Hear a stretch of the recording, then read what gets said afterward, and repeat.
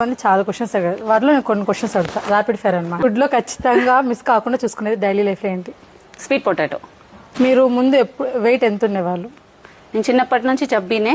First delivery తర్వాత జానుని కన్నాక 100 కేజీల వరకు వెళ్ళినా. సో తర్వాత 52-55కి వచ్చిన. ఆ తర్వాత శిశికి పుట్టాక మళ్ళీ 90 వరకు టచ్ చేసిన. మళ్ళీ 52-55కి వచ్చేసాను. కానీ లాస్ట్ 3 ఇయర్స్ నుంచి మాత్రం స్ట్రెంగ్త్ మీద మాత్రమే ఫోకస్ చేసుకున్నా.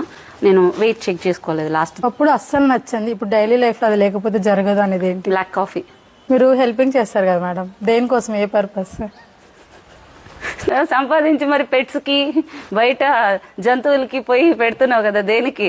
సాటిస్ఫాక్షన్. సో నేను సెలెక్ట్ చేసుకున్న పాత్ నా హీలింగ్ కి, ఒకరికి హెల్ప్ చేసినప్పుడు వాళ్ళకున్న హ్యాపీనెస్ కి క్రియేట్ అయితే నేను ఆ రోజు సాటిస్ఫైడ్ ఉంటా.